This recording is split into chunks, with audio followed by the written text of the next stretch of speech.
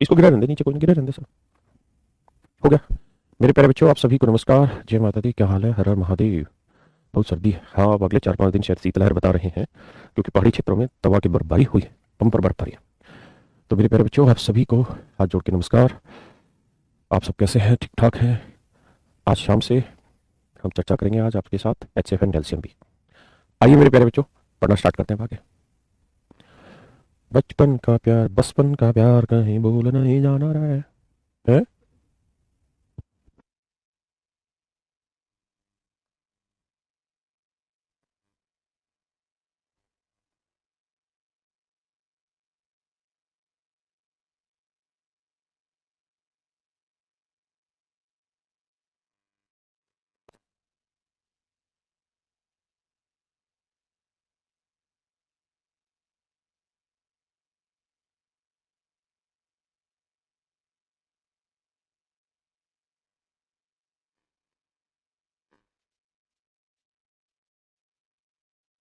करिए मेरे प्यारे बच्चों इस वाले सवाल को।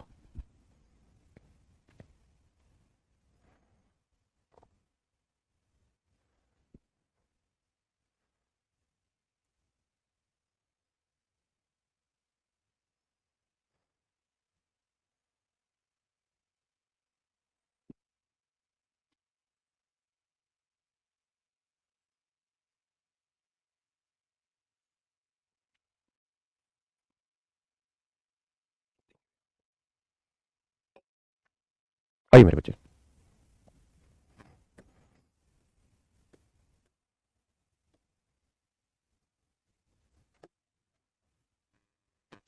देखिए मेरे बच्चे, सवाल में कह रहा है कि x plus y plus this n terms, find the sum of n terms. कह रहा है ये एक सीरीज है, इसके एन पदों का योग याद करिए। देखिए, आप थोड़ा सा समझना होगा।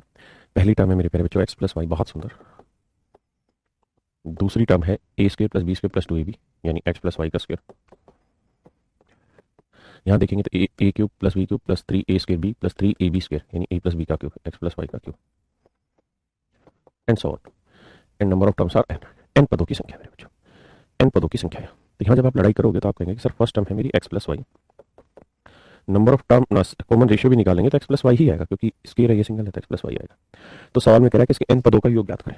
तो फार्मूला होगा a x plus y into में r b x plus y raise to power n minus one upon r minus one. बस ये मेरा आंसर है। अब देख लीजिए कहीं आंसर दे रखा हो तो मान लेंगे बात को, शायद ये ठीक होगा। बी ऑप्शन, बहुत सुंदर।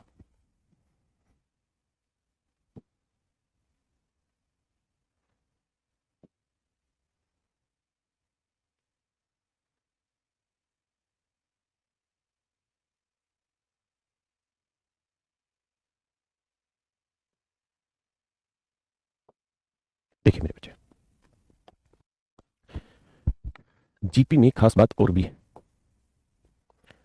अगर मैं आपको ये कह दूं कि भाई 5, 8, 11, 14, 3, 17, 3, 20, 23 ऐसे, और मैं आपको ये कह दूं कि मेरे प्यारे बच्चों, मुझे आप ये बता दीजिए, मुझे ये बता दीजिए कि ये जो सीरीज है ये एपी है या जीपी। मैं आप सबसे जानना चाहता हूँ कि ये सीरीज एपी है या जीपी।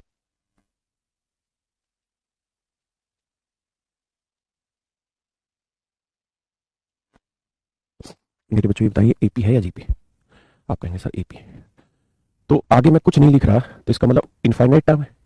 इनफाइनाइट टर्म है, हिंदी में कहें तो बाबू अनंत पद है। अनंत पद, क्या आप इनका योग निकाल सकते हैं? मेरे बच्चे, क्या आप इनका योग निकाल सकते हैं? तो सर शायद आप सबका जवाब ये होगा कि ना सर, हम योग नहीं निकाल सकते इनका, हम इनका योग नहीं निकाल सकते, संभव नहीं है इनका योग निकालना। इनका योग निकालना संभव नहीं, तो क्या करें? तो समस्या हो गई जी, इनका योग निकालना संभव नहीं है। क्यों? क्योंकि इनफाइनाइट टर्म है। हम अभी तक जितनी भी हमने चीजें सीखी, उन सारी चीजों में एन टर्म्स थी, यानी नंबर ऑफ टर्म्स गिवन थी, चाहे वो एन हो, तो हमें उनका फार्मूला पता है। इनफाइनाइट टर्म का फार्मूला हमको नहीं था, क्योंकि अनंत पदों का योग निकाला ही नहीं जा सकता। अनंत पदों का योग मेरे बच्चे निकाला ही नहीं जा सकता।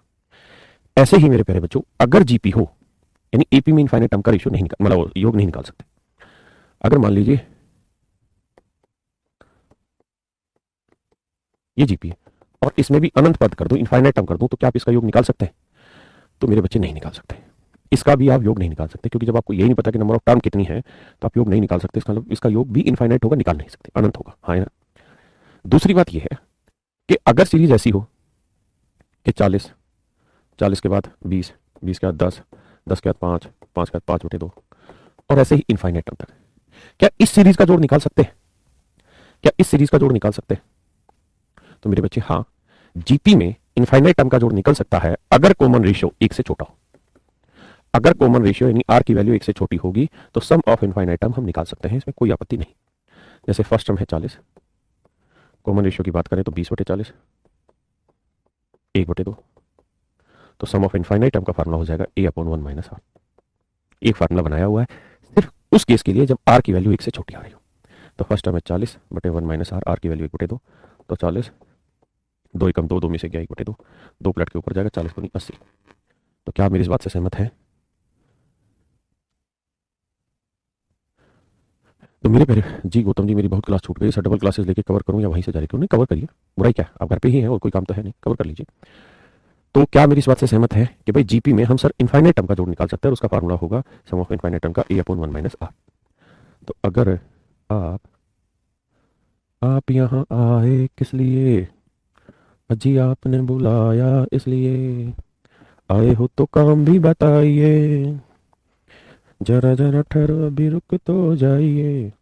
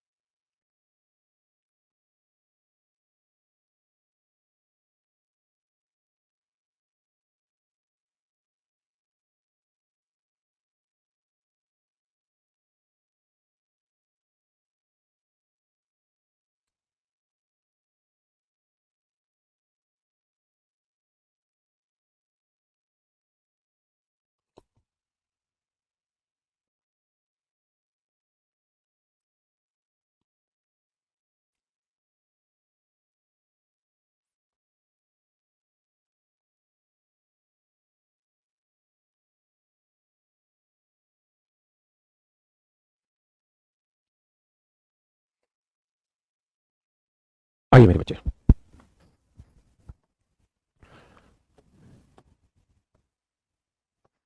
देखिए यार कुछ बातें आपको समझनी होंगी यहाँ पे। पहली बात तो सवाल ने कह रखा है कि एक्स वाई की वैल्यू 2 है, यानी एक्स और वाई का प्रोडक्ट 2 है, पहली बात। दूसरी, मोड एक्स की वैल्यू 1 से छोटी है, मोड एक्स की वैल्यू 1 से छोटी है। मोड का मतलब होता है कोई भी वैल्यू होगी वो पॉजिटिव होगी, है ना। अगर मैं -5 भी डालूंगा मोड के अंदर तो रिजल्ट +5 ही आएगा। ठीक है जी, तो कह रहा मोड एक्स की वैल्यू 1 से छोटी होगी, इसका मतलब एक्स की वैल्यू भी 1 से ही छोटी होगी। अगर मेरे बच्चे एक्स की वैल्यू 1 से छोटी होगी तो इसमें कोई बुराई नहीं है, ऐसे ही बात कहना चाह रहा होगा कि भाई एक्स की वैल्यू 1 से छोटी होगी। अब कह रहा है क्या, ये क्या लिख गया ये, y = 2y(x) होगा, ठीक है जी, इसमें भी कोई दिक्कत नहीं। अच्छा वो ये कहना चाह रहा है, देखिए मेरे बच्चे ये बात लिख गलत रहा है, समझाना चाहता है। हमें पता है कि x और y का प्रोडक्ट 2 होगा, इसमें कोई आपत्ति नहीं, सवाल में दे रखा है। अगर एक्स वाई का प्रोडक्ट 2 होगा तो y की वैल्यू क्या होगी, 2y(x). आपको इस बात से कोई आपत्ति नहीं होगी, बड़ी सीधी सी बात है। मेरे प्यारे बच्चों एक बात बताइए, अगर x की वैल्यू 1 से छोटी है, अगर x की वैल्यू 1 से छोटी है, मैं चाहे एक ही क्यों ना ले लूं x की वैल्यू, तो भी 2 के बटे अगर 2 से छोटी वैल्यू लिखूंगा तो उत्तर 1 से बड़ा आएगा। अरे हाँ है ना मेरे बच्चों, फिर से मेरी बात समझना, क्या कि अगर मैं x की वैल्यू 1 से छोटी ले रहा हूं क्योंकि सवाल ने दे रखा है, मैं तो कह रहा हूं कि x की वैल्यू 1 भी ले लेंगे तब भी 2 बटे एक आंसर 2 आएगा, यानी y की वैल्यू हर हाल में 1 से बड़ी आएगी। अगर x की वैल्यू 1 से छोटी है तो y की वैल्यू 1 से बड़ी आएगी। इस भाषा का सिर्फ यही अर्थ है कि भैया कि x की वैल्यू 1 से छोटी है, ठीक है जी, और y की वैल्यू 1 से बड़ी। पहली बात तो ये समझने की। अगर हम इसी के आधार पे जाएं तो शायद ऑप्शन से छांट पाएंगे कि भाई ऑप्शन सी तो गलत हो गया क्योंकि एक्स की वैल्यू 1 से छोटी होनी चाहिए, ये भी गलत हो गया, ये 1 से छोटा ही बात है। तो इनफाइनाइट टर्म तक दे रखा है मेरे बच्चों, हाँ है ना, क्या दे रखा है, इनफाइनाइट टर्म तक की वैल्यूज दे रखी, और कह रहा है कि इन इनफाइनाइट टर्म तक इनका जो सम दे रखा है वो 2/3 है। तो पूछा क्या है, एक्स और वाई का मान ज्ञात करें। अब आप सवाल को पढ़िए, इतनी बात मैंने समझाई, अब पढ़िए एक बार।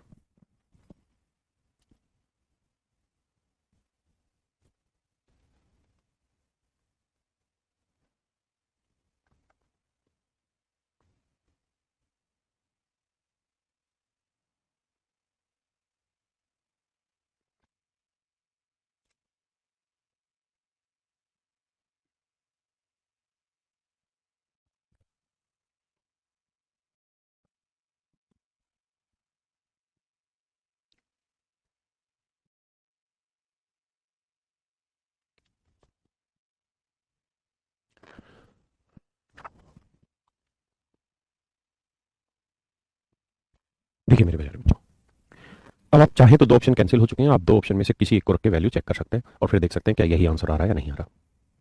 जैसे अगर मैं पहला ऑप्शन ले लूँ कि एक्स की वैल्यू 1/2 है और वाई की वैल्यू 3, तो एक्स की वैल्यू 1/2, वाई की वैल्यू 3, तो यह आएगा मेरे बच्चे 1/3 है ना। एलसीएम लूंगा तो यहाँ जाएगा 3 दूनी 6, या 3 2 1/6 आ जाएगा। यहाँ रखूंगा तो 1/2 का वर्ग 4, यहाँ रखूंगा तो वाई की वैल्यू 3 1/9, 9 चौक 36, यह आ जाएगा 5/36। यहाँ रखेंगे तो 1/2 का क्यूब 8, और ये रखेंगे 3 का क्यूब 27, 1/27। एलसीएम आएगा 8 7 56, 8 दूनी 16 और 5 21, 27 में से 8 गया 19। ये सीरीज बनी। अब हमें देखनी कि क्या ये एक जीपी बना भी रही है कि नहीं बना रही है, क्योंकि अनंत पद है। तो 5/36 को 1/6 से भाग देंगे तो 5/6 आएगा, E2/1। लेकिन क्या इसको इससे भाग देंगे 5/6 आएगा? नहीं आ सकता, क्योंकि 19/216 डिवाइड बाई 5/6 सोल्व करोगे तो 19/216 इंटू में 6/5 आ जाएगा। 6 से काटोगे तो 5/6 तो किसी हाल में नहीं आएगा। इसका मतलब ये आपकी किसी भी हालत में एक जीपी नहीं बना रही है। अगर ये नहीं बना रही है तो फिर बी ऑप्शन बचा, क्योंकि सीओडी आपने काट दिया तो बी बचा। बी आपका आंसर रखें, चेक करना चाहे तो एक्स की वैल्यू 1/2, वाई की वैल्यू 4, तो 1/4 यहाँ रखेंगे तो एक्स की वैल्यू 1/2 का स्क्वायर 1/4, वाई की वैल्यू 4 1/16, यहाँ रखेंगे 1/2 8, और ये 1/4 का क्यूब 64। अब यहीं से चेक कर लीजिए, यह आएगा 2 में से गया 1/4, यहाँ करेंगे 4 में से गया 3/16, यहाँ करेंगे तो 8 में से गया 7/64। अब देखिए कि बैठ रहा है कि नहीं बैठ रहा। हम्म,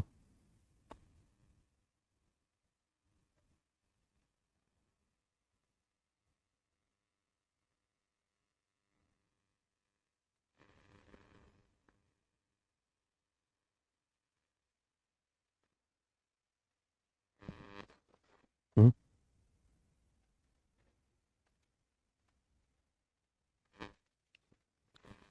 क्लियर है? इससे भी मुश्किल बनेगा। देखो सीओडी तो कट गया, ये ऑप्शन हमारा वहां पे भी चेक करता है, एक्स इंटू वाई में भी दो तो भी कट जाता, क्योंकि एक्स की वैल्यू 1/2 है और वाई की वैल्यू 3 किसी भी हालत में सोल्व होकर दो आंसर नहीं दे रहा था।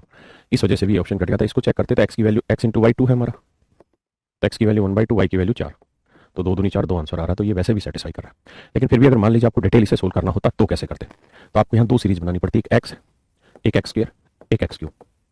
हाँ जी, और ये इनफाइनाइट तक बनती। दूसरी -1/y, -1/y square, -1/y cube, और यहाँ से आप माइनस कॉमन ले लेते थे, प्लस की सीरीज बन जाती, ये भी इनफाइनाइट टर्म की होती। दोनों ही केसेस में जो कॉमन रेशियो होता वो एक से छोटा होता, क्योंकि एक्स की वैल्यू तो एक से छोटी दे ही रखी है, तो यहाँ सम ऑफ इनफाइनाइट टर्म हो जाएगा a/1 - r, है ना। माइनस इसको सोल्व करते तो इसके अंदर ऑटोमेटिकली यही होना है, क्योंकि y की वैल्यू एक से बड़ी है, तो एक के बटे में अगर एक से बड़ी वैल्यू रखोगे, एक के बटे में अगर एक से बड़ी वैल्यू रखोगे तो जो उत्तर आएगा वो हर हाल में एक से छोटा आएगा, है ना। तो ये वैसे इनफाइनाइट टर्म सीरीज सही बना रही है। तो फर्स्ट टर्म हो गया 1/y, कॉमन रेशियो हो गया 1 - 1/y, सोल्व करोगे तो y-1 y कर जाएगा 1/y-1 आ जाएगा, तो ये आएगा 1/y-1। ठीक है जी। अब हमें क्या करना होगा, ये इस पूरी सीरीज का योग आ गया, और ये मेरे बच्चे दे रखा है 2/3, ये दे रखा है मेरे बच्चे 2/3। अब देखिए क्या कर सकते हैं आप सोल्व करेंगे तो भी यही काम होना है वहां पे कि आप y को x में चेंज कर दीजिए, इक्वेशन बनेगी, सोल्व करेंगे। जैसे एक्स वाई की वैल्यू कितनी है 2, तो y की वैल्यू आएगी 2/x, तो अगर मैं इस y की जगह 2/x रख दूं, यहाँ पे 2/x रख दूं, तो x से मल्टीप्लाई करेंगे, x आएगा, और x को इधर करेंगे तो x -1/1 - x, और ये आ जाएगा x/2 - x। अब इसे सोल्व कर लीजिए एलसीएम में, कि क्वाड्रेटिक इक्वेशन बनेगी, और वहां से भी आप x की वैल्यू निकाल देंगे, फिर x की वैल्यू वहां पुट कर देंगे x/2 पे, तो y की वैल्यू आ जाएगी। थोड़ा सा लेंदी क्वेश्चन है, लेकिन डिटेल तरीका ये है। बाकी ऑप्शन से आसानी से सोल्व हो रहा है, क्योंकि x/y2 जहां सेट हो रहा है उसको उठा ले रहे हैं। ठीक है जी, करिए जिसको।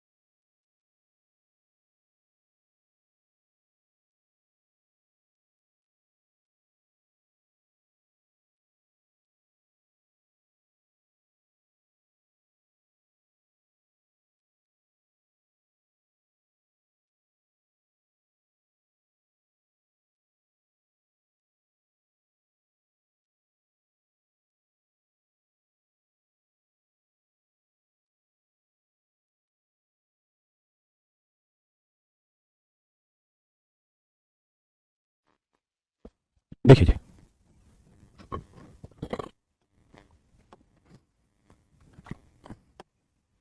कहते हैं यदि एक आदमी अपने चार मित्रों को एक एक पत्र लिखता है, एक आदमी अपने चार मित्रों को एक एक पत्र लिखता है, यानी पहले वाले आदमी ने कितने लेटर लिखे हैं? चार। और उनको ये निर्देश देता है कि वे भी चार अलग अलग दोस्तों को इसी निर्देश के साथ पत्र लिखे। यानी ये पहला आदमी था, ठीक है, इसने कोई लेटर इसके पास नहीं आया, इसने लिखा है कितने लोगों के पास? एक, दो, तीन और चार। यानी पहली स्टेज पे एक एक एक एक चार लेटर लिखे गए। अब क्या कह रहा है कि ये भी चारों को, चार दोस्तों को लिख रहा है, हाँ ना? तो चार यहां पे लिखे गए, चार यहां पे लिखे जाएंगे, चार यहां पे, चार यहां पे, तो कितने आएंगे? 16, हाँ ना? फिर ऐसे ही जो चार दोस्त हैं, ये चार दोस्त है, ये भी चार को लिखेंगे। इस तरह से सीरीज बन रही है। तो पहले आदमी ने चार लेटर लिखे, फिर उसके बाद 16 लिखे जाएंगे, फिर 64 लिखे जाएंगे और इसी तरीके से आगे। कहता है और उनको ये निर्देश देता है कि वे भी चार अलग अलग लोगों को इसी निर्देश के साथ पत्र लिखें, ऐसा मानते हुए कि ये प्रक्रिया निरंतर निरंतर चलती रहेगी। ये प्रक्रिया निरंतर चलती रही तथा एक पत्र को भेजने का खर्च 50 पैसे है, तो 8 सेट तक, यानी इसी तरीके से 8 क्रम तक पत्र लिखते चले जाएं तो कुल खर्चा कितना आएगा? तो आप ये देखिए कि फर्स्ट टर्म कितनी है जी? 4। कॉमन रेशियो कितना है जी? 16/4 काटोगे तो 4। तो सम ऑफ 8 टर्म्स का क्या वैल्यू होगी भाई? 8 पदों का योग क्या होगा? तो आप कहेंगे जी 8 पदों का योग होगा first term r⁻n-1 upon r-1, यानी कुल मिला के कितने लेटर लिखे गए? तो ये आंसर होगा भाई 4। अब यार इस कहानी को कौन सेट करे? 4 की पावर 8। चलो जी करते हैं इसको भी सेट।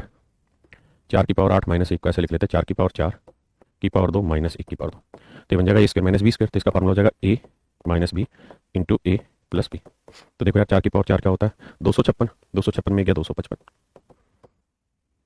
यहाँ 256 और 1 257, ठीक है जी। तो ये आ जाएगा 4 × 255 × 257 बटे में 4 में गया 3, 3 से काटेंगे 3 7 1, 3 8 24, 3 5 15, तो कुल मिला के 4 × 85 × 257। इतने लेटर लिखे गए होंगे मेरे बच्चे, इतने लेटर मेरे प्यारे बच्चों लिखे गए होंगे, हाँ ना? इतने लेटर आपके कुल मिला के लिखे गए हैं। अब कहानी ये है, कहता है जी हर एक लेटर को लिखने का खर्च 50 पैसे, तो हर एक लेटर को लिखने का खर्च 50 पैसे यानी 1/2 रुपए है। तो इतने लेटर को लिखने में कितना खर्चा आया होगा ये वो आपसे जानना चाह रहा है। तो मेरे बच्चे बस सोल्व कर दीजिए, आपका आंसर आ जाएगा। यूरेनियम 235 लग रहा था। अच्छा,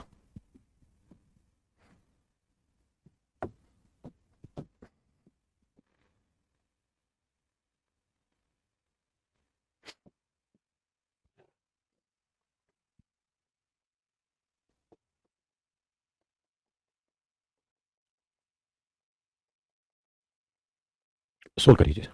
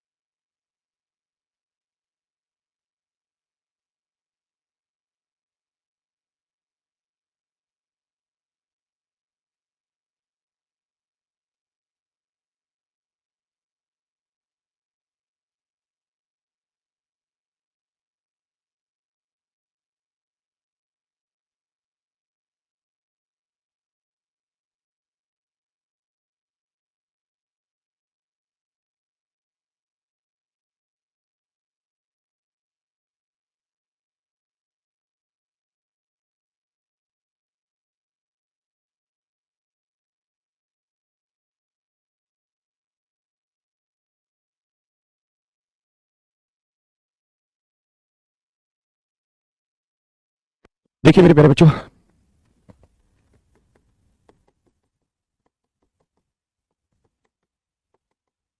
इनफाइनाइट टाइम का सम निकालना है तो मेरे प्यारे बच्चों सूत्र होता है इसका a/1 - r। अब a मतलब फर्स्ट टर्म है और वो है 1/3। कॉमन रेशियो चाहिए तो a2/a1 होता है।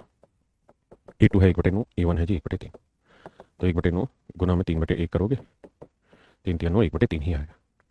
तो a आ गया, r आ गया, r की वैल्यू 1 से छोटी है तो अनंत पदों का योग निकाला जा सकता है, तो निकालते हैं जी। a की वैल्यू मेरे बच्चे कितनी? 1/3।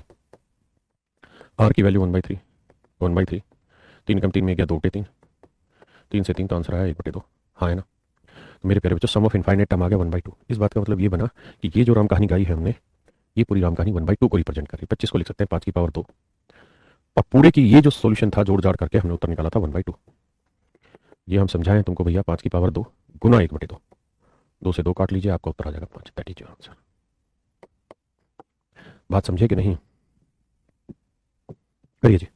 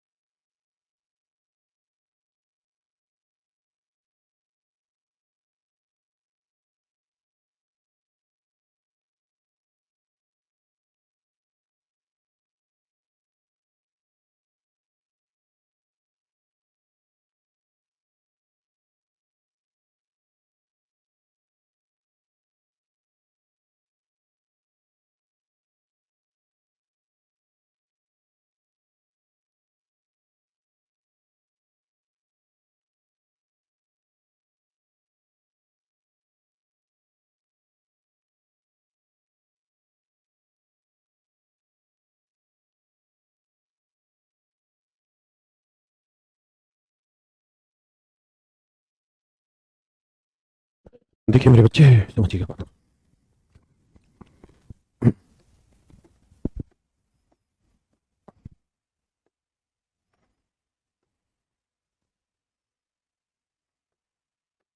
कहता जी एक वर्ग है, ये कोई वर्ग है मेरे बेटा, ठीक है जी। कहता जी कोई वर्ग है, ठीक है दोस्त। कहता है इस वर्ग की जो भुजा है वो देखिए, एक और तीसरा वर्ग इस प्रकार से बना है। पहले वर्ग की भुजा 4 सेंटीमीटर। कहता है इस वाले स्क्वायर की साइड की लेंथ 4 सेंटीमीटर। इस वाले स्क्वायर की साइड की लेंथ कितनी मेरे बच्चों? 4 सेंटीमीटर। तो आप अच्छे से जानते हैं कि वर्ग का क्षेत्रफल होता है साइड का स्क्वायर, तो 4 का वर्ग 16। अब कहता है जी इसके अंदर एक और वर्ग बनाया गया। हाँ जी, इसके अंदर एक और वर्ग बनाया गया, ठीक है बाबू। बाबूजी जरा धीरे चलो।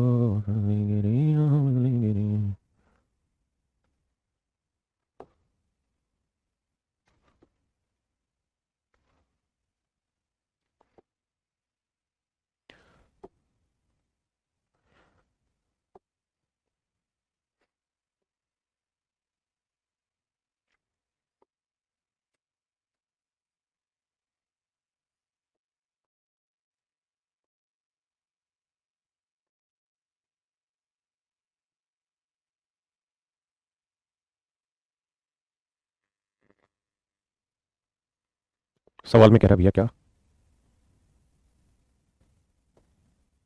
कहता है, इसके सभी मिड पॉइंट्स को मिला के एक स्क्वायर बना दिया गया, सभी मध्य बिंदुओं को मिलाकर एक वर्ग बना दिया गया, सभी मध्य बिंदुओं को मिलाकर एक नया वर्ग बना दिया। मेरे बच्चे आप ये बात बखूबी जानते हैं कि इस वर्ग की जो भुजा है वो 4 सेंटीमीटर है, और मेरे बच्चे अगर इस वर्ग की भुजा 4 सेंटीमीटर और अगर ये मध्य बिंदु है तो ये साइड 2 आएगी, ये साइड भी 2 आएगी। ये राइट एंगल ट्रायंगल है, पाइथागोरस थ्योरम से ये साइड की लेंथ निकालोगे, आएगी 2√2। पाइथागोरस थ्योरम होती है ना, लंब का वर्ग जमा आधार का वर्ग बराबर कर्ण का वर्ग, उस तरीके से। तो इस साइड की इस वाले वर्ग की लेंथ आएगी 2√2। अगर इस वाले वर्ग की लेंथ 2√2 है मेरे बच्चे, तो इसका एरिया क्या होगा? साइड का स्क्वायर। तो 2√2 का वर्ग करना आता होगा आपको, तो 2 का वर्ग 4√2, 2 का वर्ग 4√2 का वर्ग, तो 4×2=8। तो इसका मतलब ये एरिया आएगा मेरे प्यारे बच्चों 8। हाँ है ना? अब अगली बात पे करते हैं भैया।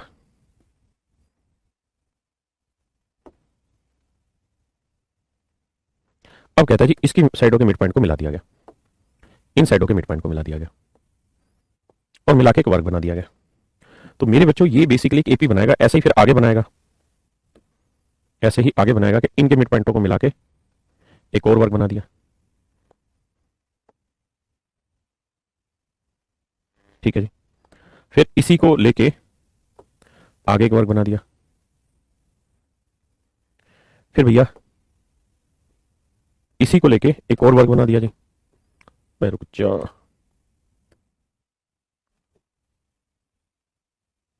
इसी को लेके एक और वर्ग बना दिया, और इस तरीके से इनफाइनाइट तक वर्ग बनते रहे, अनंत तक वर्ग बनाते रहे। इसी प्रक्रिया को लगातार अंत बार, अंत बार नहीं अनंत बार, अब अनंत लिखते होंगे, अनंत बार चलाया जाता है, ठीक है जी, इनफाइनाइट तक।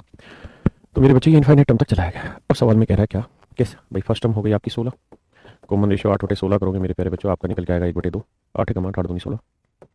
सम ऑफ इनफाइनाइट टर्म होगा a/1 - r, तो ये यानी फर्स्ट टर्म, r यानी 1/2, तो 16, 2 एकम 2 में से गया 1/2, 16 दूनी 32।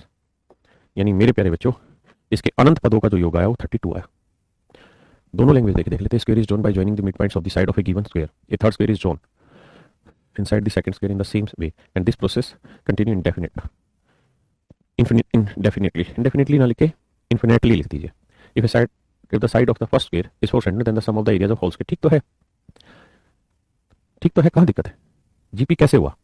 देखिए ये 16 का आधा 8, 8 का आधा 4 होगा। इस येलो वाले का निकालोगे तो 4 निकल के आएगा। 2 रूट 2 का आधा करोगे तो ये आएगा कितना, √2, ये आएगा √2, हाँ है ना। तो ये साइड निकाल लेना, तो ये साइड आएगी 2, 2 का वर्ग होता है 4।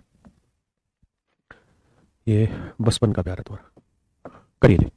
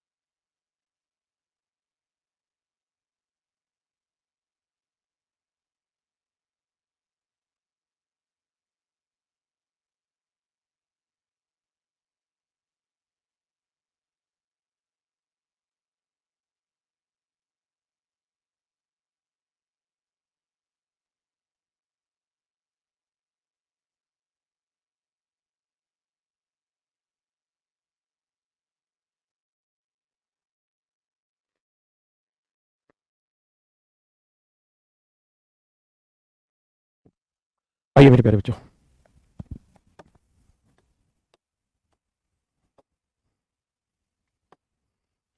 कहते हैं यदि तय से टकराने के बाद गेंद अपने पिछले उछाल का 4/5 उठती है तो गेंद विराम की अवस्था तक आने में कितनी दूरी तय करेगी यदि प्रारंभ में गेंद को 500 मीटर की ऊंचाई से छोड़ा गया।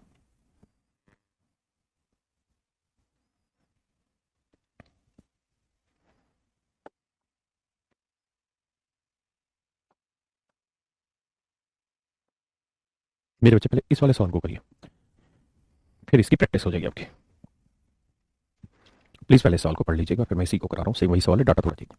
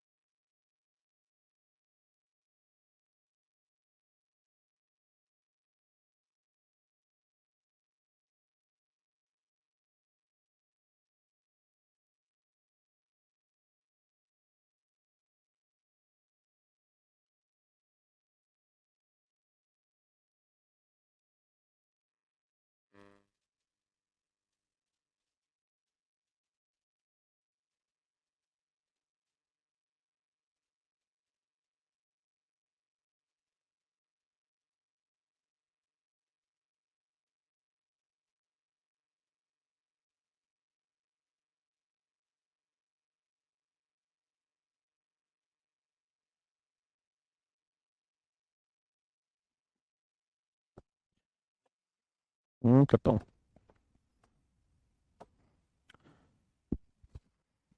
देखिए मेरे बच्चे, कहता है after striking A floor a certain ball rebound 2/3 of the height from which it has fallen. What is the total distance it travel before coming to rest if it is gently dropped from the height of 540 metre? कहता जी एक गेंद को 540 metre ऊंचाई से नीचे फेंका गया, यानी ये 540 मीटर ऊंचाई होगी, इससे नीचे फेंका गया, ये होगी मेरे बच्चों 540 मीटर ऊंचाई। हाँ जी, अब ये नीचे गिरते नीचे नहीं रह जाएगी, कह रहा जी बाउंस करेगी। कितना बाउंस करेगी भैया ये? तो कहता है जितनी ऊपर से कूदी, जितनी ऊपर से इसने बाउंस किया उसका 2/3 हाइट तक ही बाउंस करेगी। तो मेरे प्यारे बच्चों 540 का 2/3 निकालेंगे तो 18 × 3 = 18 दूनी 36, 360 मीटर बाउंस करेगी। 360 मीटर ये बाउंस करेगी, 360 मीटर बाउंस करेगी। अब मेरे प्यारे बच्चों ये बताइए, ये 360 मीटर जो बाउंस करेगी ये ऊपर ही रुक जाएगी कि नीचे आएगी? ऊपर ही जाएगी या मतलब ऊपर रुकेगी या नीचे आएगी? तो आप कहेंगे सर नीचे आएगी। नीचे कितना आएगी? तो आप कहेंगे सर नीचे 360 ही आएगी। 360 से ऊपर नीचे आ रही है, 360 रही तो 360 ही नीचे आएगी। फिर क्या होगा? फिर से इसका 2/3 बाउंस मारेगी जितना उछली थी, तो 360 का 2/3 निकाल लीजिए। तो 18 दूनी सॉरी 12 12 दूनी 24, 240। तब ये 240 मीटर ऊपर जाएगी। हाँ जी, और 240 मीटर ही नीचे आएगी। फिर 240 का 2/3 ऊपर जाएगी और फिर नीचे आएगी। तो 240 का 2/3 लोगे तो कितना आएगा? 3 8 दूनी 16, 160 ऊपर जाएगी, 160 नीचे आएगी। मेरे प्यारे बच्चों इन सारी बातों का अर्थ समझिए। कहानी क्या है? कहानी ये है कि पहली बार 540 चली डिस्टेंस बोलने, फिर चली 360 ऊपर गई, फिर 360 नीचे आई, फिर 240 ऊपर गई, 240 नीचे आई, फिर 160 ऊपर चली, 8 3 8 24 8 2 16, ठीक है, फिर 160 नीचे आई, और इसी तरीके से आगे फर्दर ऑन अनंत तक ही चलती रहेगी। कि बोल तो कभी ना कभी रुकी जाती है, लेकिन ऐसे मान लेते हैं कि इनफाइनाइट टर्म तक रुकेगी, क्योंकि मैथ है। अच्छा, ये ऐसा नहीं है कि बोल यहां से फिर यहां आएगी, फिर यहां आएगी, यहां आएगी, ना ना ना, ये यहीं टपक आएगी, यहां फिर यहां फिर यहां फिर यहां फिर यहां, ऐसे ऐसे ऐसे ऐसे, और अनंत पदों में जाके बिल्कुल धीरे धीरे धीरे धीरे करे इनफाइनाइट टर्म पे रेस्ट हो जाएगी, है ना। तो मुझे ये समझना है यहाँ पे मेरे प्यारे बच्चों कि ये सीरीज जीपी बन पा रही है या नहीं बन पा रही है। आप कहें सर यहाँ तो बन जाए, लेकिन यहाँ फंस जाओगे क्योंकि 360 से ही आ गया। तो सर इसका इलाज तो फिर ये होगा कि या तो इसको 2 जीपी बना ले, एक ऐसे, एक ये बन जाएगी, या सर जो आपने वहां कराया था क्या कि सर जीपी एपी में जैसे 2 डिफरेंट एपी थी तो जोड़ के एक बना लो, ऐसे यहाँ पे भी जोड़ के एक बना दो। 540 और 360, 5 3 8 6 4 10 900, इन दोनों को 360 240 3 2 5 600, 240 160 को जोड़ोगे 2 1 3 400, और मेरे प्यारे बच्चों ऐसे इनफाइनाइट टर्म बन गई। अनंत ही तो पद है, फर्क क्या पड़ा उससे? कोई 100 टर्म होती, 200 टर्म होती, 500 टर्म होती, 50 होती, 21 होती, 22 होती, तब तो सोचते अनंत पद है। या मेरे बच्चों फर्स्ट टर्म क्या आई? 900। कॉमन रेशियो निकालोगे भी तो 600/900 करोगे, वही आएगा जो बाउंस कर रही है गेंद। 3 दूनी 6 3 3 2 3 दे भी रखा था कि 2 3 उछलती है, तो जितना उछल रही है वही आपका कॉमन रेशियो भी निकलना है ना। तो सम ऑफ इनफाइनाइट टर्म्स का फार्मूला आपको सिखाए हैं। क्या फार्मूला था भाई सम ऑफ इनफाइनाइट टर्म का? तो आप कहेंगे sir sum of infinite term का सूत्र होते हैं ए, यानी first term 900 upon 1 minus r 2/3, 900 गुना में 3 कम 3 में दोगे 1/3, तो 930 2700। तो इट इज योर आंसर कि भाई अनंत पदों का योग 2700 होगा, यानी ये गेंद कुल मिला के 2700 मीटर की डिस्टेंस ट्रेवल करेगी। एक बार समझिए, फिर मैं इसे आसान भाषा में समझाता हूँ।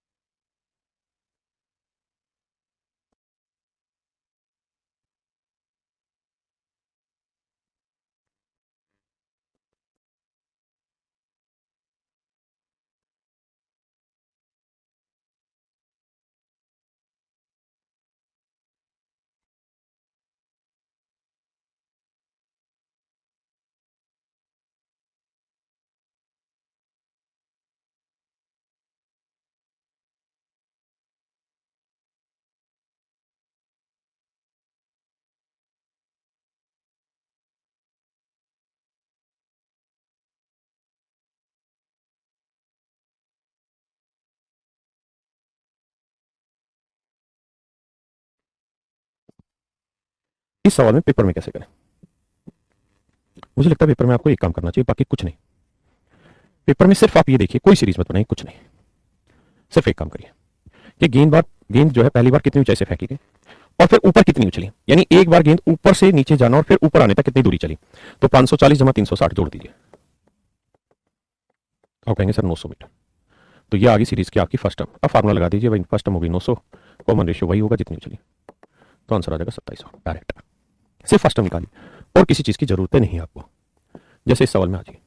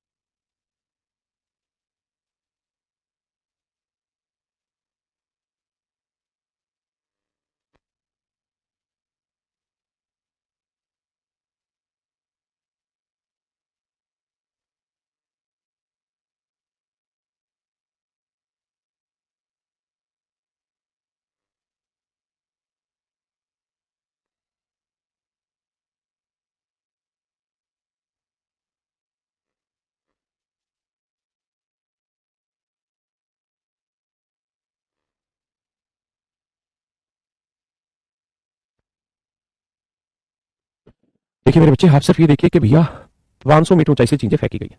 तो एक बार ऊपर आई, ऊपर से 500 मीटर नीचे फेंकी गई, फिर ऊपर आने में कितनी दूरी चलेगी? तो 500 का 4/5। तो मेरे बच्चों, बचपन का प्यार कितनी होगी? 4। तो एक बार ऊपर से नीचे जाने और फिर ऊपर आने तक कितनी दूरी चली? 500, 400, 900 मीटर। तो सम ऑफ इन्फिनाइट टर्म्स क्या होगा? ए अपॉन 1 माइनस आर। आर की वैल्यू कितनी है? 4/5। 900, 5 के 5 में 4 गया, 1/5। 5 को ऊपर उठा गुना कर देंगे, 900 गुना 5 यानी 4500। यानी मेरे प्यारे बच्चों, अनंत पदों का जो योग होगा वो 4500 होगा।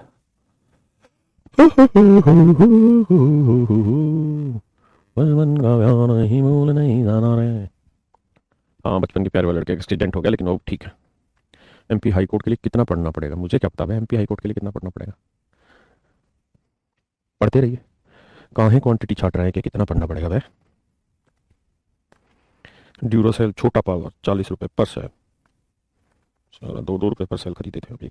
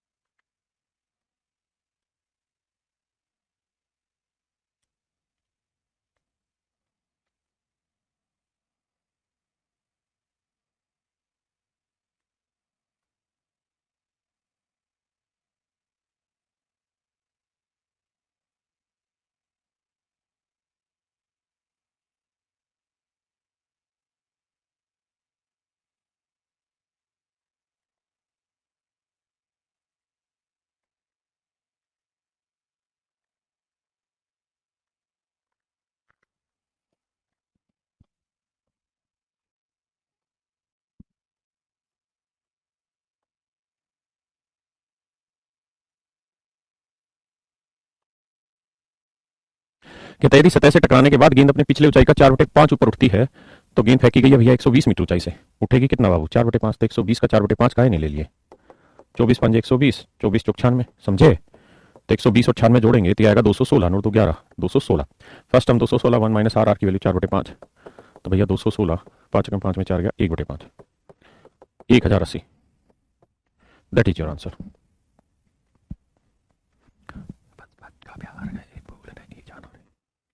हाँ है ना? बताइए भैया जी।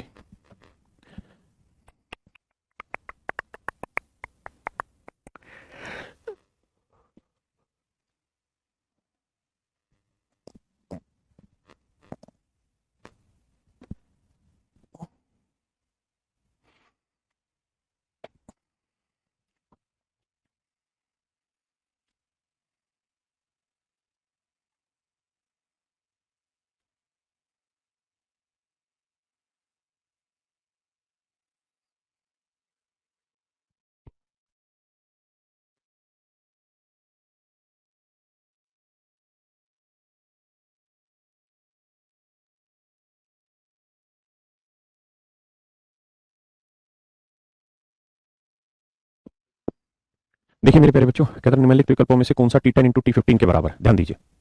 आपको याद होगा जैसे मैंने बताया कि भाई T10 प्लस T15, एपी की बात कर रहा हूं। तो मैंने कहा था कि 10 और 15 का जोड़ 25 है। तो यहां मान लो T4 प्लस T21 होगा तो भी बराबर होगा T8, T17 भी इक्वल होगा। यानी इनका जोड़ बराबर होना चाहिए। 17, 8, 25, 21, 4, 25। ये सारी कहानियां होती थी मेरे बच्चे कब? जब एपी थी। अगर आप जीपी में आ रहे हैं, अगर आप जीपी में आ रहे हैं यानी एपी हटा के आप जीपी इन्वर्ट कर रहे हैं तो यहाँ प्लस की जगह इंटू समझ लीजिए, कॉन्सेप्ट वही रहेगा।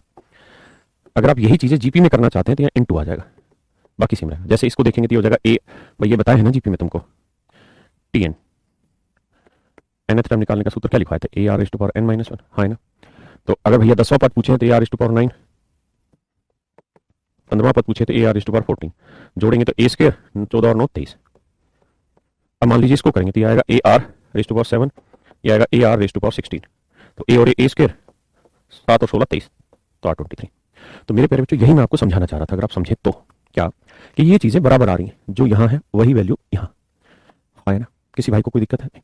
तो अगर जीपी है तो इंटू का साइन होगा और इनका जोड़ इनके जोड़ के बराबर होगा। जैसे यहाँ 10 और 15 कितना आ रहा है जी? 25। तो 18 और 7 25, ठीक है, ये गलत है। ये 16 17 गलत है, 19 18 गलत है।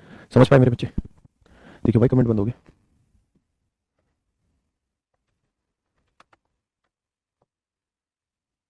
Please solve it.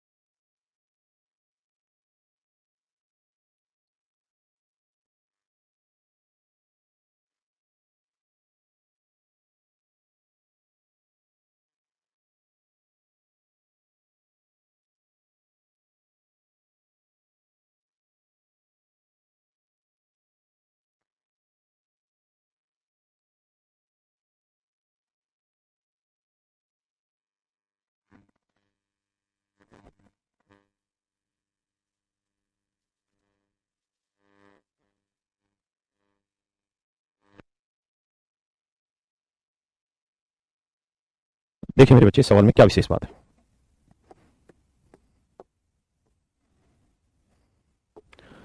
देखिए इसमें ना तो एपी बन रही ना जीपी, ये बेसिकली एपी और जीपी का जोड़ बना रखा है। जैसे 11 है, 11 को लिख सकते हैं 10 जमा 1, 103 है, इसको लिख सकते हैं 100 जमा 3, 1005 है तो इसको 1000 जमा 5, एन टर्म्स है, ठीक है जी, एन पदों का योग है। तो अभी भी एन टर्म ही बनी, ये 10 ले लेता हूं, 100 को 10 की पावर 2 ले लेते हैं, 1000 को 10 की पावर 3 ले लेते हैं, तो ये भी एन टर्म ही बनी, हाँ है ना। और ये 1 प्लस 3 प्लस 5, ये भी मेरे बच्चे एन टर्म ही बनी। क्या किसी भैया को कोई आपत्ति है? Does anyone have any doubt? ये सारा खेल बन गया इस सवाल का मेरे प्यारे बच्चों, हाँ है ना।